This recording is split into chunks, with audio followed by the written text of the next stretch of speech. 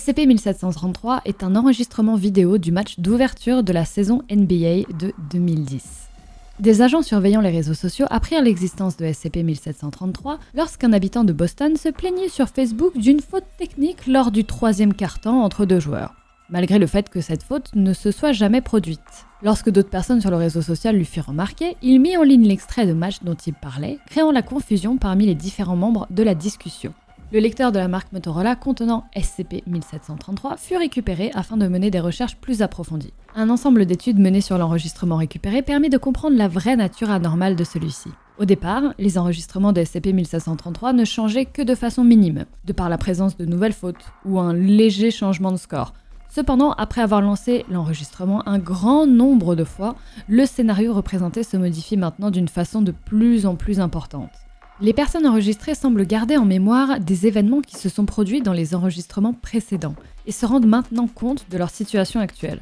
Il est supposé que lors de chaque enregistrement, une quantité de souvenirs et de connaissances provenant des enregistrements précédents est apportée aux entités vivant dans SCP-1733, permettant la naissance d'un sentiment général de panique, chez le public comme chez les joueurs, au fil des enregistrements. Cet effet est cumulatif et affecte toute personne présente dans le stade.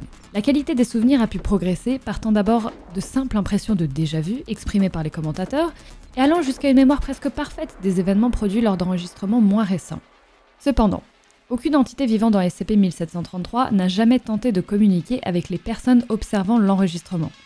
De plus, les entités en question n'ont jamais supposé être dans un enregistrement vidéo. Il ne semble pas avoir de différence entre les personnes ayant réellement participé ou assisté à ce match et les individus vivant dans SCP-1733. Les joueurs, par exemple, se montrent identiques en manière de talent et d'attitude sur le stade. Les personnes se trouvant dans le public ne semblent pas particulièrement différentes dans cet aspect. Et les recherches de la Fondation concernant le statut actuel des personnes n'ont rien montré d'anormal. À toute fin utile, les entités vivant dans SCP-1733 semblent être de vrais individus dont l'existence se manifeste uniquement lors du lancement de l'enregistrement. Il fut d'abord supposé que SCP-1733 avait été conçu dans le but de présenter une infinité d'issues pour un même match, étant donné que les joueurs pouvaient modifier leurs tactiques offensives et défensives après chaque nouvel enregistrement. Lors de l'enregistrement 34, les joueurs et entraîneurs étaient tellement habitués au jeu de l'équipe adverse qu'aucun point ne fut marqué en 3 minutes 34. Étant donné que la qualité des souvenirs provenant des enregistrements précédents était d'abord moindre, il est supposé que les joueurs voyaient ces souvenirs comme de simples intuitions, ce qui ne leur permettait pas encore de comprendre leur situation actuelle. Cependant, à partir de l'enregistrement 45, l'attitude des entités vivant dans SCP-1733 à se rappeler des événements produits lors des enregistrements précédents a atteint un stade où les joueurs refusèrent de jouer et l'ensemble des personnes présentes s'assemblèrent pour tenter de concevoir un plan leur permettant de s'échapper du stade.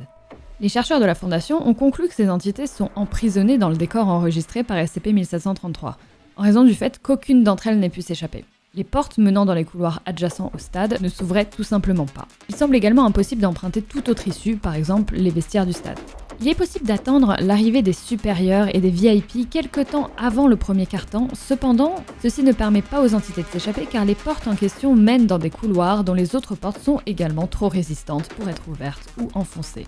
Il semble impossible de reproduire ces effets en créant de nouveaux enregistrements grâce au lecteur de DVD qui confirme que l'objet n'est pas la source des caractéristiques anormales de SCP-1733. Et en raison du stress enduré par les entités vivant dans SCP-1733, il est maintenant interdit de mener tout type de test dessus. Voici la liste des modifications observées en fonction des enregistrements.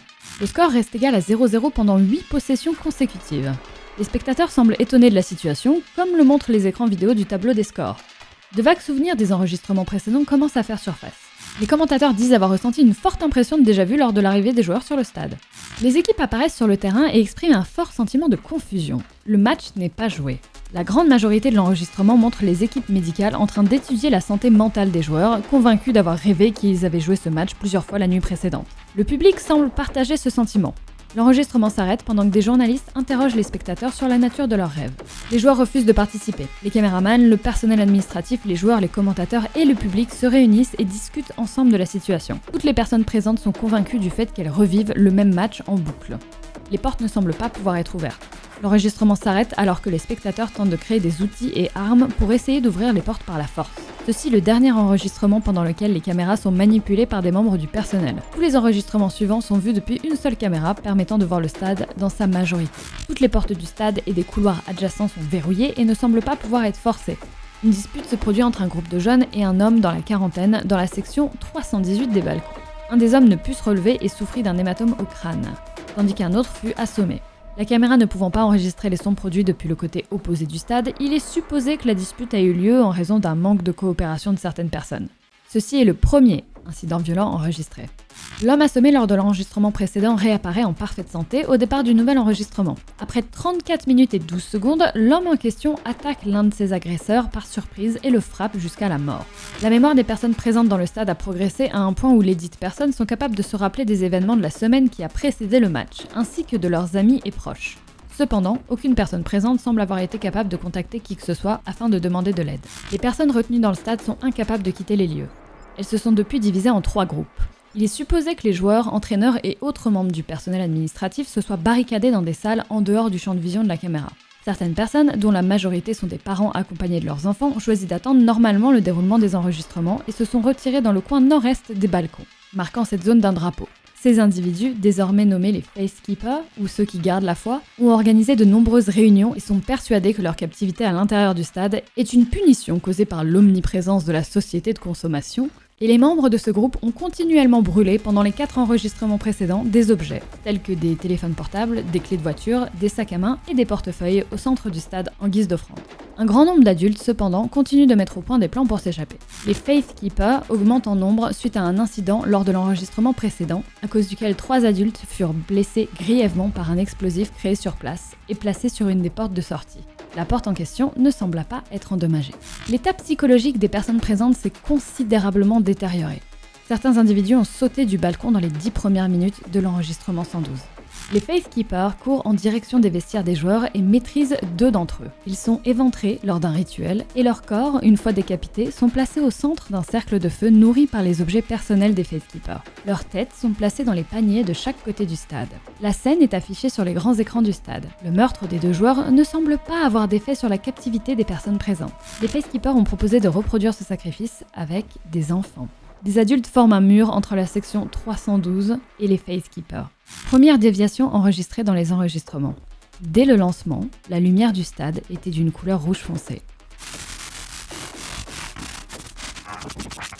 Les tests sur SCP-1733 ont été suspendus après cet enregistrement. Merci d'avoir regardé cette vidéo, j'espère que ça vous a plu, j'espère que nous ne sommes pas nous-mêmes coincés dans un enregistrement. Dans tous les cas, je vous souhaite une très bonne soirée, faites attention à vous et à bientôt.